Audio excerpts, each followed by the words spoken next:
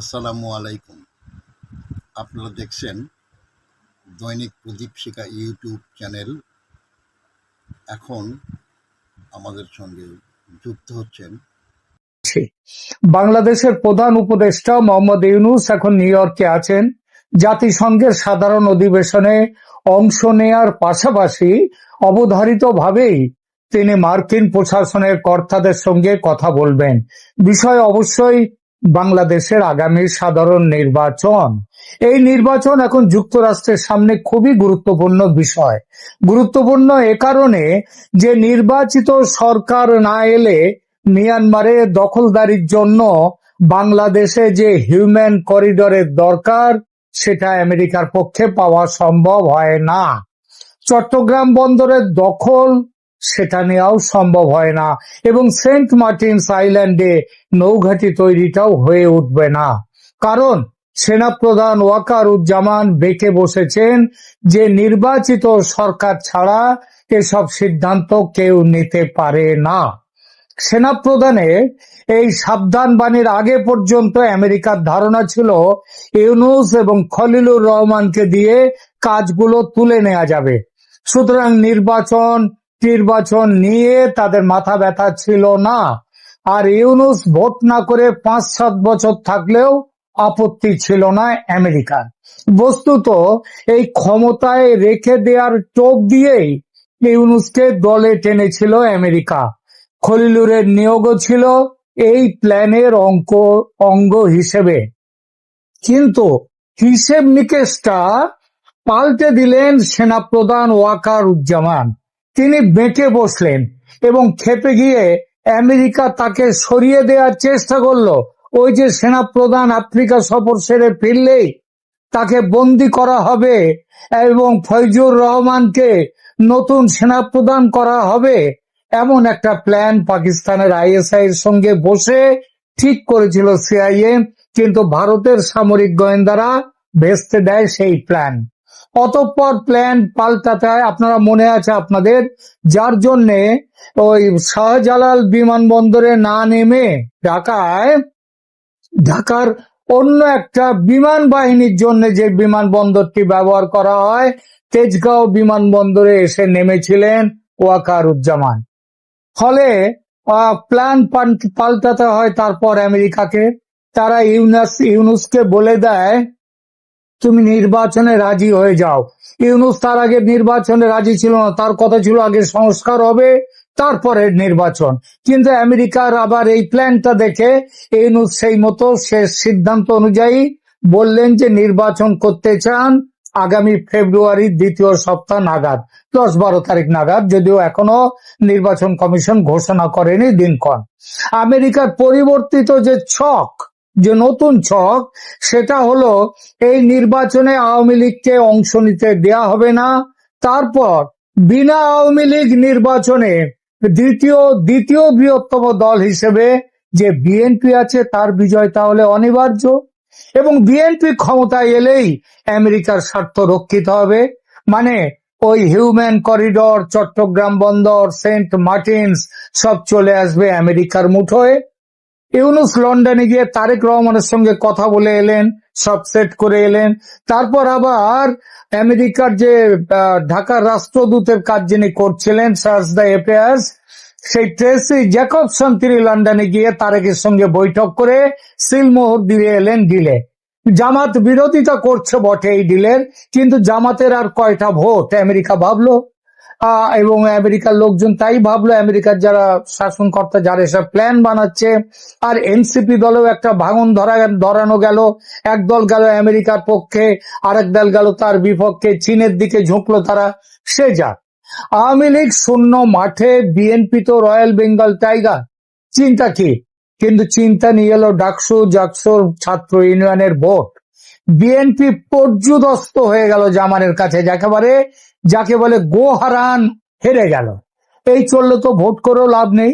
ওদিকে আওয়ামী লীগ জেগে উঠছে, বিশ্ব বিবেক বলতে শুরু করেছে আওয়ামী লীগকে নিয়ে ভোট করতে হবে।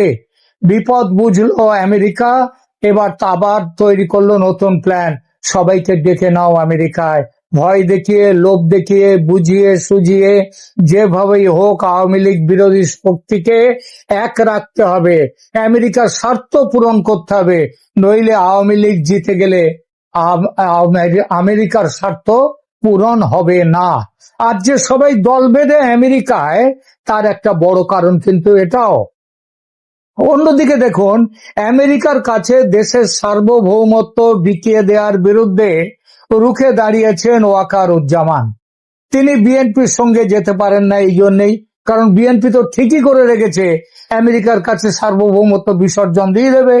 আবার ছেলেবেলায় যতই জামাতের শিবির করে থাকুন না কেন ওয়াকারুজ্জামান, এখনো জামাতকে আঁকড়েই তিনি পড়ে থাকবেন, এমনটা ভেবে নিলে কিন্তু খুব অন্যায় হবে। বাংলাদেশের এই যে ফখরুল ইসলাম আলমগীর, এনার রাজনীতির শুরু তো কমিউনিস্ট পার্টিতে, আজ উনি তারেক রহমানের তল্পি বাহক মোসাহেব হয়ে গেছেন খালেদা জিয়ার। কিভাবে মেলাবেন এই দুটোকে, কমিউনিস্ট পার্টি থেকে বিএনপি? এমনকি দেখুন না, আমাদের ভারতে যে আগমার্কা কমিউনিস্ট বলে পরিচিত, অর্থাৎ সিপিআইএম ছিলেন, নকশাল ছিলেন, তারাও পর্যন্ত অনেকে বিজেপিতে আসছে, তৃণমূল কংগ্রেসে আসছে, এমন গন্ডা গন্ডা নাম দিতে পারি সিপিএম থেকে যারা বিজেপিতে এসছে। ওয়াকারুজ্জামানের প্রসঙ্গে ফিরি। বাংলাদেশের রাজনীতিতে আসল ক্ষমতা এখন যার হাতে, তিনি জেনারেল ওয়াকারুজ্জামান। তিনি চাইলে এক মুহূর্তে ইউনূসের সাঙ্গপাঙ্গ সমেত গদি উল্টে জেলখানায় ভরে দিতে পারেন, নতুন সরকার তৈরি করতে পারেন। এখন যা পরিস্থিতি বাংলাদেশের, সেই বিপ্লবীরা তাদের কোমর টোমর মেরুদণ্ড সব ভেঙে গেছে, তারা দুর্নীতিতে ডুবে গিয়ে নিজেদের একেবারে শেষ করে দিয়েছে। সুতরাং আর যদি এখন জেনারেল ওয়াকারুজ্জামান ভেঙে দেন এই উপদেষ্টা পরিষদ, নতুন উপদেষ্টা পরিষদ তৈরি করার, কিংবা কেয়ারটেকার গভর্নমেন্ট কিংবা অন্য যে কোনো গভর্নমেন্ট করতে যান রাষ্ট্রপতিকে দিয়ে, তার বিরুদ্ধে কেউ যাবে না। কিংবা রাষ্ট্রপতিকে বরখাস্ত করেও তিনি ক্ষমতার দখল নিতে পারেন। এমনও তো হতে পারে তিনি সামরিক অভ্যুত্থান কেন নিচ্ছেন না, খতিয়ে দেখা যাক বিষয়টা। অধ্যাপক ইউনূস এবং জেনারেল ওয়াকারুজ্জামানের মধ্যে সবচেয়ে বড় দ্বন্দ্বের বিষয়, অন্যতম বড় দ্বন্দ্বের বিষয় ছিল দেশের নির্বাচন। ইউনূস প্রথমে সংস্কার চান, সময় যতই লাগুক না কেন, যতদিন না সংস্কার হবে, সে 5 বছর লাগলেও তাই হবে।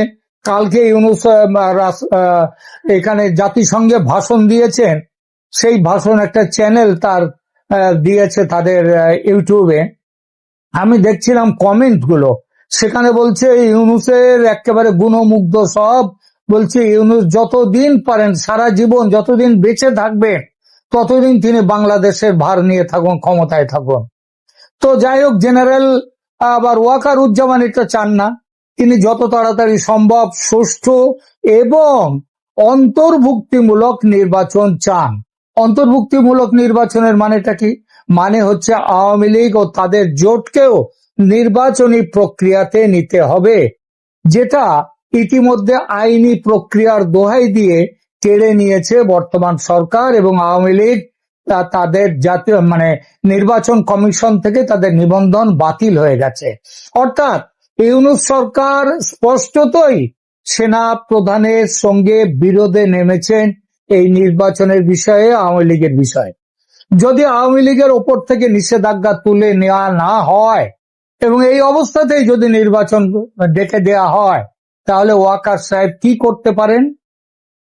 সংবিধান বিশেষজ্ঞরা বলছেন যে জেনারেল ওয়াকারুজ্জামান তাহলে 141 সংবিধানের 141 অনুচ্ছেদ ব্যবহার করে জরুরি অবস্থা ঘোষণার জন্য রাষ্ট্রপতি শাহাবুদ্দিন চুপ্পুকে দৃঢ়ভাবে সমর্থন করতে পারেন। রাষ্ট্রপতি অন্তর্বর্তীকালীন সরকারকে বরখাস্ত করতে পারেন তাহলে, এবং আগাম ও অন্তর্ভুক্তিমূলক নির্বাচন অনুষ্ঠানের জন্য একটি নতুন সরকার গঠন করতে পারেন।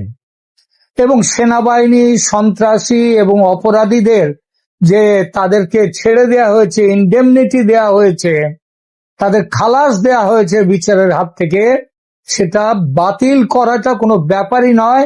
সেটা বাতিল করে অপরাধীদের বিরুদ্ধে কঠোর পদক্ষেপ সেনাবাহিনী নিতে পারে এবং নির্বাচনের জন্য সঠিক পরিবেশ তৈরি করতে আইন শৃঙ্খলা সেটা পুনরুদ্ধার করতে পারে সেনাবাহিনী। কিন্তু এটা সংবিধান বিশেষজ্ঞদের কথা। কিন্তু সামরিক কর্মকর্তারা যারা ওয়াকারুজ্জামানকে চেনেন, জানেন, দেখেছেন এতদিন ধরে, তাদের বক্তব্য যে একেবারে প্রয়োজন না হলে ওয়াকারুজ্জামান এই ধরনের বিকল্প এড়িয়ে যাবেন, অর্থাৎ তিনি সরাসরি ইউনূস সরকারকে বরখাস্ত করার দিকে যাবেন না। তিনি সেনাবাহিনীর ভেতরে এবং বাইরে আলোচনার মাধ্যমে সমস্যার সমাধান চান। তিনি তার কর্মকর্তা এবং অন্যান্য নির্ভরযোগ্য ব্যক্তিদের সাথে পরামর্শ না করে তাড়াহুড়ো করে সিদ্ধান্ত নেবেন না, কারণ তিনি ঐকমত্য চান। একজন কর্মরত সেনা অফিসার এ কথা বললেন। কিন্তু যদি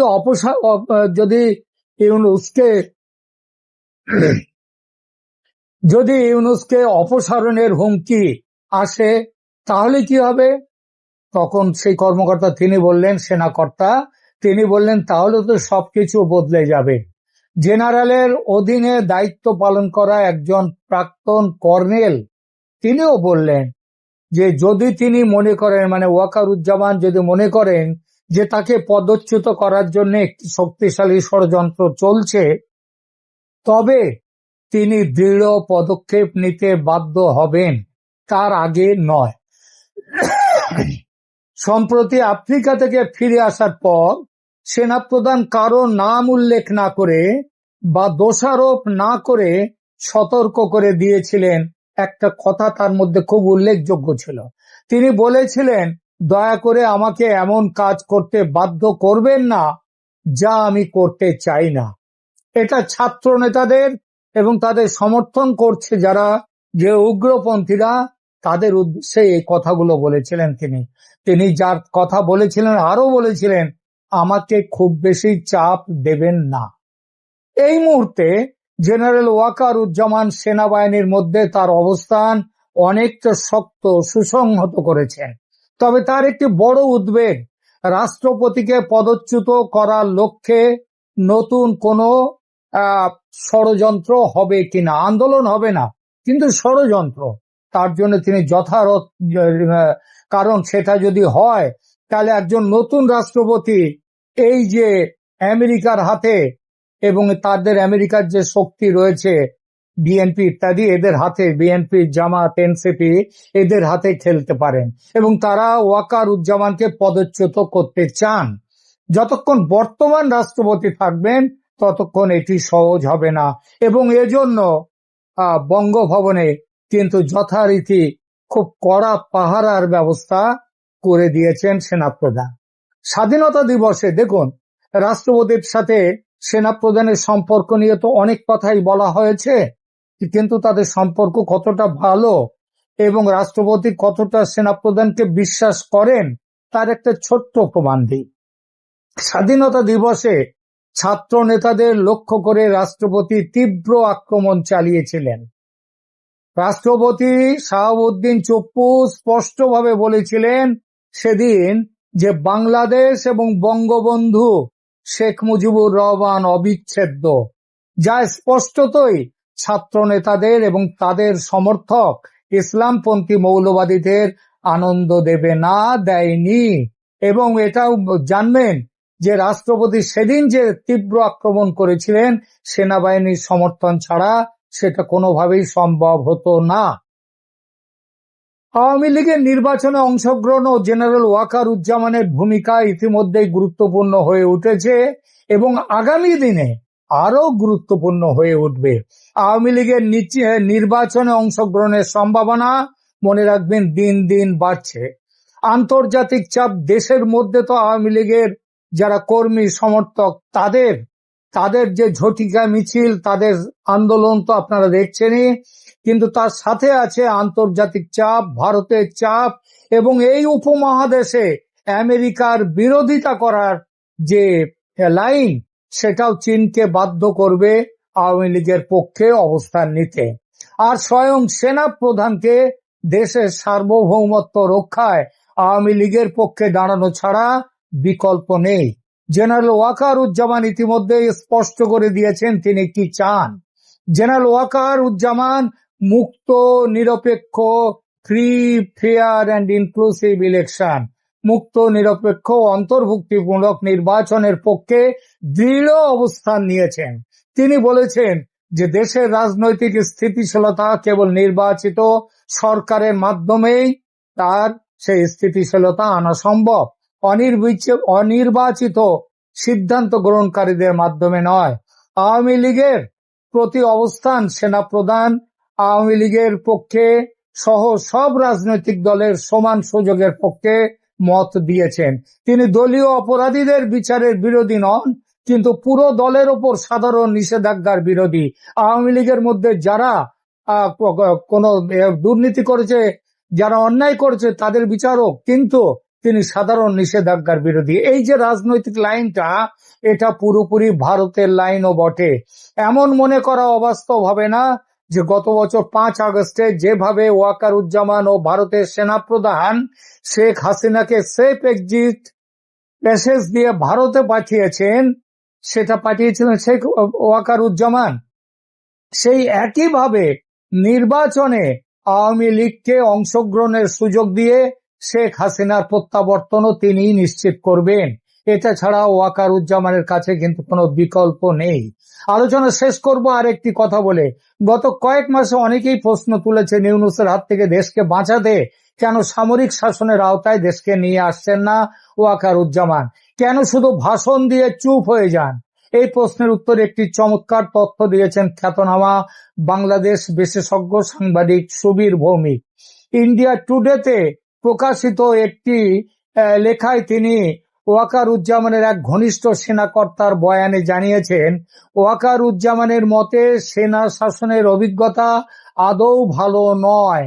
তার দৃঢ় বিশ্বাস সেনাবাহিনীর রাজনৈতিক উচ্চাশা থাকাটা ভালো নয়, থাকা উচিত নয়।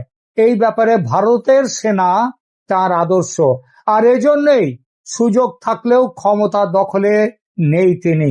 তবে ক্ষমতা যাতে সঠিক হাতে যায় সেটাও দেখাকে তিনি কর্তব্য মনে করেন। এখনকার মতো এখানেই রাখছি।